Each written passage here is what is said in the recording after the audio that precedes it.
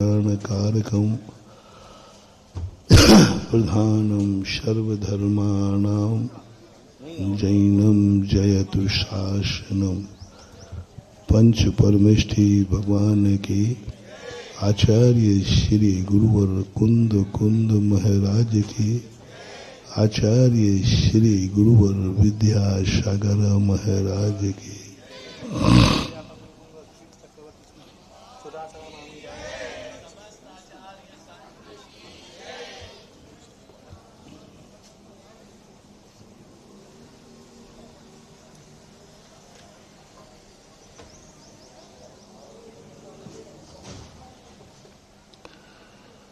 कल अपन ने समझा था कि प्रकृति ने हमें अनंत शक्तियों का मालिक तो बनाया है।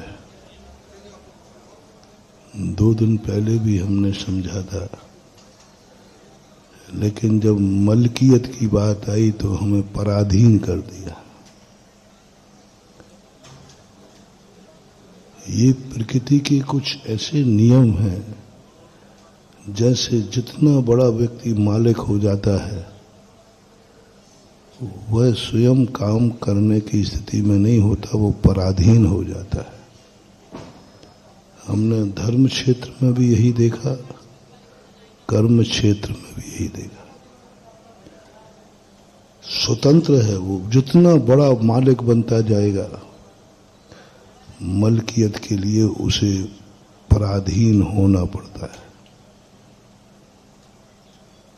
जैसे सबसे बड़ा आपके यहाँ कलेक्टर माना जाता है, बड़ा आदमी मालिक है, लेकिन वो राइफल नहीं रख सकता सुरक्षा के लिए। वो अपनी सुरक्षा नहीं कर सकता। कलेक्टर अपनी गाड़ी नहीं चला सकता। कलेक्टर की सब कुछ जिंदगी पराधीन है। वो अपनी गाड़ी नहीं चला सकता। कलेक्टर पद पर है। कलेक्टर की जिंदगी एक ड्राइवर के अधीन है। गवर्नमेंट ने उसको ड्राइवर दिया, गवर्नमेंट ने उसको बॉडीगार्ड दिया, स्वयं बंदूक नहीं दी। शेयर करना, कलेक्टर राइफल रख सकता है? किसी कलेक्टर को राइफल वाला देखा? आप लोग कलेक्टरों को देखते हैं? कलेक्टर के पास राइफल देखी? मंगलाहट नहीं, जबलपुर कलेक्टर के पास हो, क्या पता है, नहीं होती। अब सोचना, बड़ा आदमी है, उसकी सुरक्षा एक बॉडीगार्ड के हाथ में है। बड़ा कौन है? कलेक्टर, मालिक है, लेकिन उसकी जिंदगी की सुरक्षा कितने छोटे आदमी को सौंप दी। कितना बड़ा ओहदा दे दिया, कितनी बड़ी शक्ति दे दी, और जिंदगी की सुरक्षा 25-50 हजार रुपए का वेतन का एक बॉडीगार्ड को दे दिया। कलेक्टर के बॉडीगार्ड का वेतन क्या मानना है?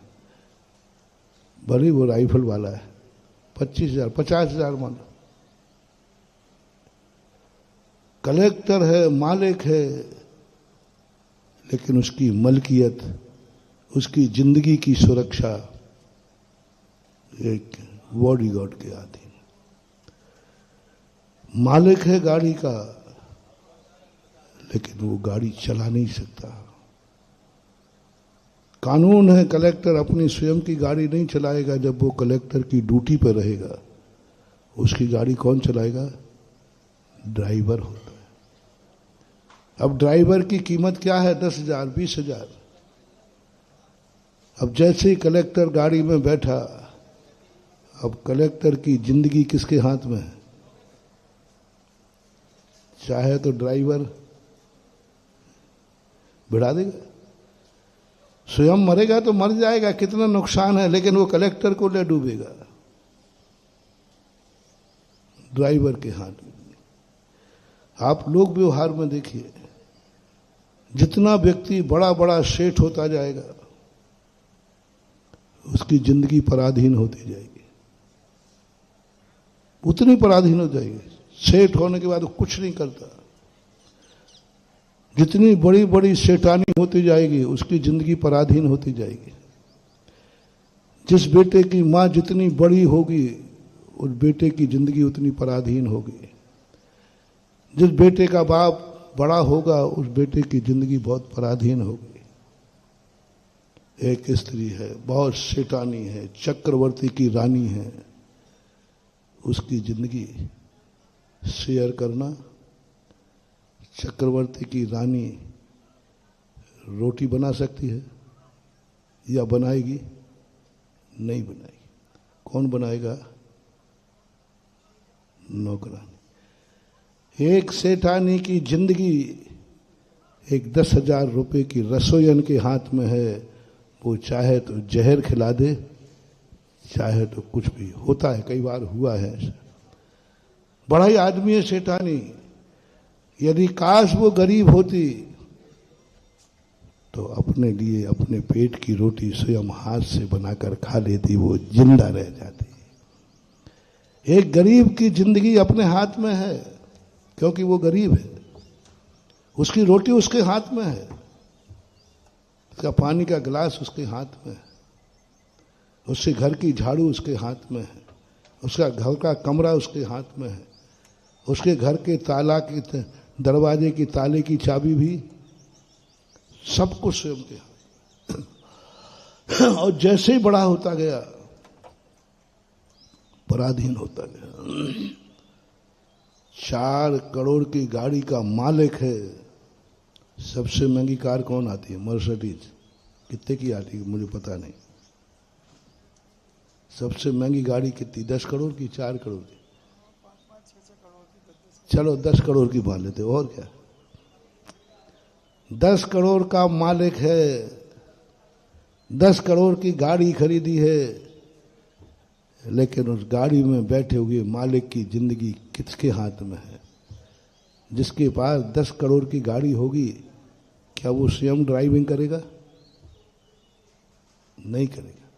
एक 20,000 10,000 रुपए के ड्राइवर के हाथ में उसकी जिंदगी है जो 10 करोड़ की गाड़ी का मालिक है, लेकिन मलकियत उसके हाथ में नहीं। दिमाग बिगड़ जाए ठोक देगा। चूक हो जाए, चूक 10,000 के ड्राइवर से हुई है, जिंदगी बर्बाद 10 करोड़ की गाड़ी वाले की हो गई। जिंदगी चूक। चाबी ले ली उसने, तुम 10 करोड़ के मालिक जरूर हो, लेकिन तुम्हारी जिंदगी मेरे हाथ में है। मैं तुम्हारा कहीं भी एक्सीडेंट करके जिंदगी खत्म कर सकता हूं, क्योंकि